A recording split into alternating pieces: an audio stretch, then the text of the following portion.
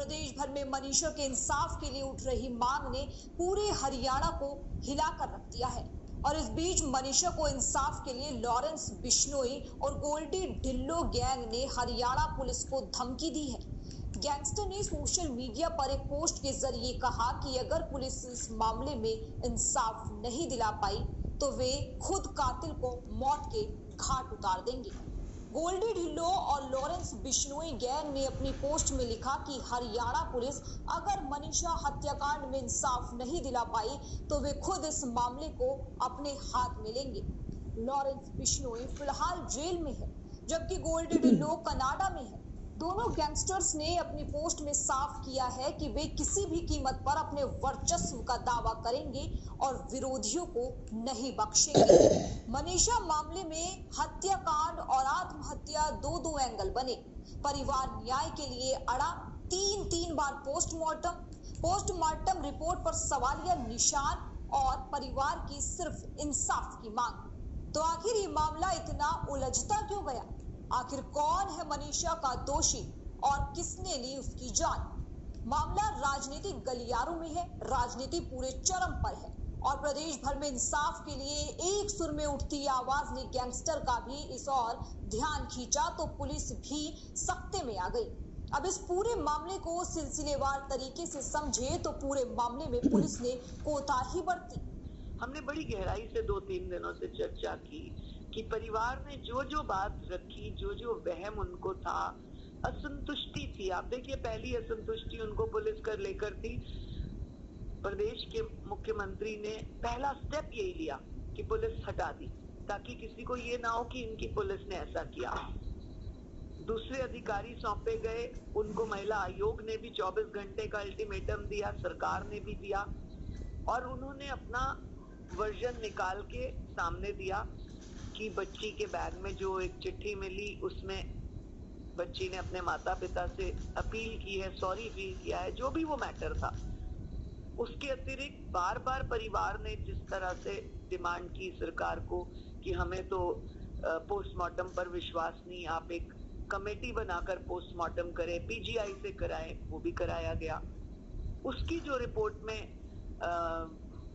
Poison का आया, शरीर के कुछ अंगों का आया, जैसा भी आया, जब हमें खुद उन्होंने रिक्वेस्ट किया सरकार को कि मेडिकल कराया जाए, 2 तरह का मेडिकल कराया गया।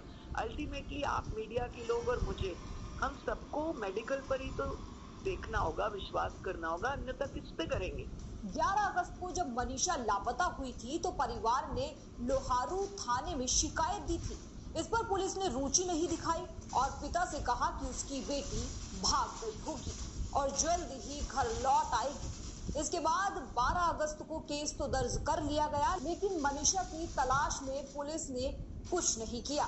अगर मनीषा ने कोई जहरीला पदार्थ लिया है तो वो क्यों नहीं उस जगह पे चिल्लाई, या जब कोई आदमी जहर पीता है तो उसको ट्रीटमेंट के दौरान भी बांध के रखा जाता है, वो चिल्ला के कहीं भागी नहीं, या फिर जमीन क्यों नहीं नोची, हाथ पार पाँव क्यों नहीं चलाए उन्होंने।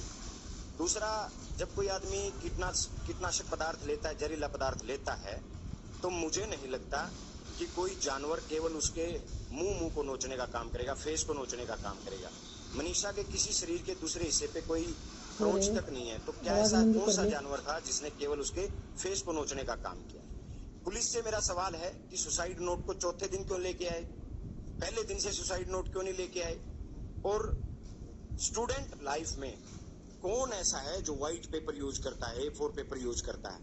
पुलिस की 2 दिन तक कोई पहल नहीं, लेकिन फिर पुलिस को कुछ लोगों ने सूचना दी कि लोहारू के सिंघानी गांव में नहर के पास खेतों में एक लाश मिली है।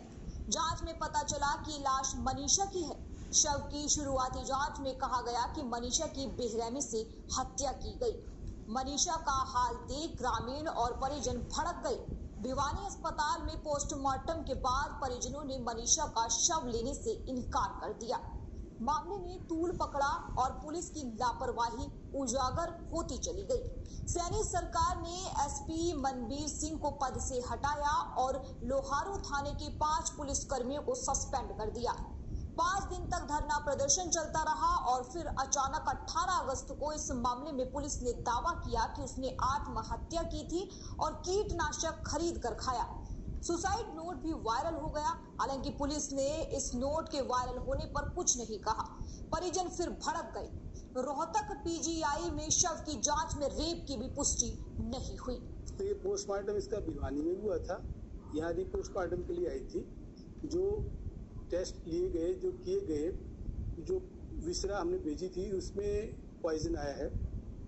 पॉइजन के जो भी टेस्ट टुकड़े भेजे सब में पॉइजन आया है। और जो डाउट क्रिएट किया गया था भाई इसके साथ सेक्सुअल असॉल्ट हुआ हो या कुछ हो, तो उसकी रिपोर्ट आई है। सीमेंट वगैरह कुछ नहीं मिला, कोई ऐसा नहीं मिला। कोई तेजाब चेहरे पर डाला गया हो ऐसा था, बाल भेजे गए थे, उसकी रिपोर्ट भी आई है। उसमें भी कोई ऐसा चीज नहीं मिली केमिकल्स की। इस पूरे प्रकरण को लेकर आईजी वाई पूर्ण सिंह ने कहा कि पहले दिन भी शव के पास बैग से नोट बरामद हुआ था, लेकिन पुलिस ने जांच के चलते ये बात नहीं बताई।